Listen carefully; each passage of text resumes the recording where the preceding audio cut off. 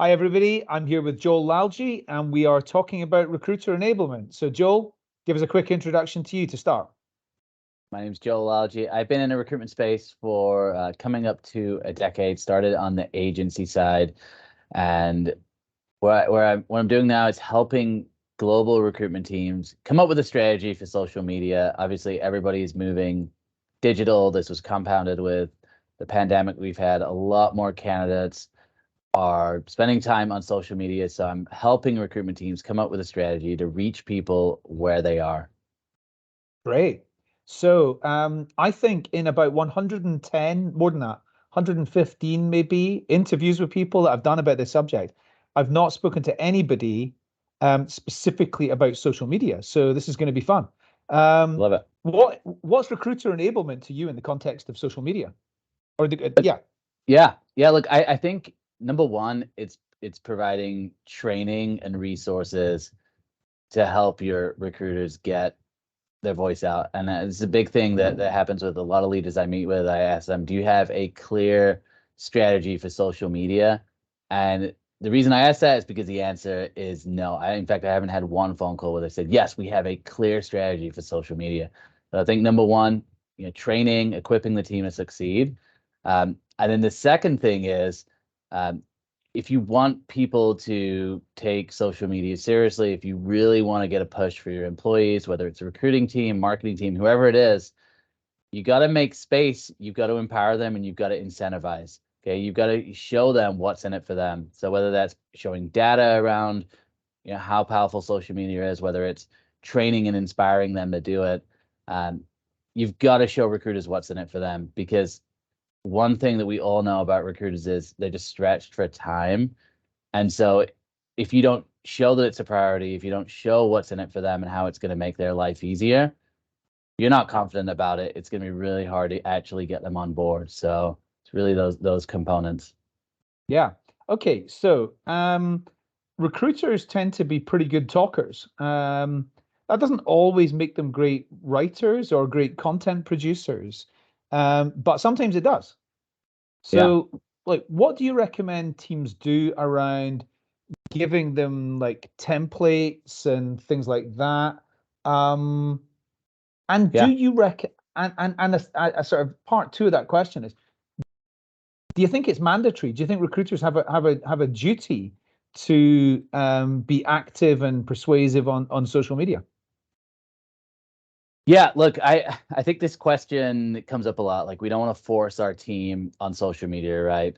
I think individually as a professional nowadays, if you are not taking digital seriously, I think you're just being naive, like, because it's everywhere, and it's clearly the future. Like, if you look at any of the data around social media usage, it is not going down. It's just only getting more and more.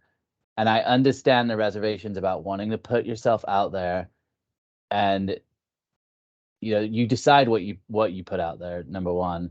But I think just saying and that, oh no, I don't want to do this for whatever reason, I think you've got to think about your own career and go, okay, is it realistic to think that the majority of candidates in 10 to 15 years are going to find me on social media? Like, you've got to think like that. And I think, look at, is this something that's going to be more important in the future for my career than it is now? And if you look at it and say no, honestly, fine. But if you look at it and you look at the data and say, yes, it's important, then you need to make that decision, and figure out a strategy. And then in terms of like providing templates, I think templates, these AI tools that can help you craft content is great. Like, I love that. I think the danger is, just like if you're using AI to come up with a personalized message, it's a framework, it's not the end product. So one of the keys right now, one of the things that's happening is a lot of people are using mass messaging, and it's becoming easier to message people. So it's getting noisier and noisier. And so I think if you take that extra step, just like if you're reaching out to someone and you take that extra step to look at their profile and have a compelling reason and a compelling message, you stand out. And I think it's the same thing with social media. Like, if you're just relying on these tools to be the end product and not adding in the human side and who you are, not only are you devaluing the message or the content as a whole, in a sense, you're also replacing yourself, because then what element of you is even involved in the process? So use templates, use the tools that are out there to help you, but just remember, like, ultimately the power of who we are as recruiters actually is yourself and who you are, and I don't think we want to lose that. Yeah, no, I agree. Okay, last question, tools. What are the top like 3 or 4 things that you would recommend people invest in, whether it costs money or it doesn't, but invest their time in developing some skills in? Yeah, look, I think, yeah, I'm really big on video right now. Okay, and anyone who's following me knows that I'm big about video. This is something that's kind of new. Like, if you had asked me 2 years ago, I would have said text is the best way to go because it's super quick to do, it's easy for people to consume, and it's easy to get out there. I've now kind of switched my mentality and gone, video is actually more powerful because it's harder to be replaced. Like, if you have a video, it's AI is going to struggle to replace video completely, right? Like, there's an element to just seeing somebody and hearing how they talk that's powerful. So my Yep. top video tools, um, one that I use a lot is called Repurpose IO. It's about $15 a month. And what this allows me to do is I can create a video on a short form video platform, let's say like TikTok, and I'm able to automatically have it post to 7 of the different locations with just one video. So instead of just posting one video, it's posting 7 videos.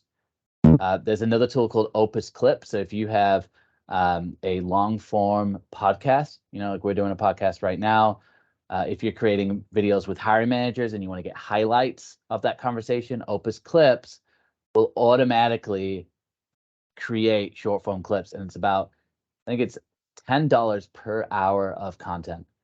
So Mhm. really, really cheap. Good Yep. alternative to hiring somebody to do it. Yep. And then the third tool I would look at is a tool like Descript, which is basically like a video editing tool. It's about $10 a month. Pretty powerful. Not all the way to like an Adobe professional type editing software, but it's pretty close. I would look at a tool like that to give you captions, to give you editability, quick editing functions like taking ums and ahs out of your videos. So those are the 3 tools that I would recommend looking at, and pretty low cost options as well. Yeah.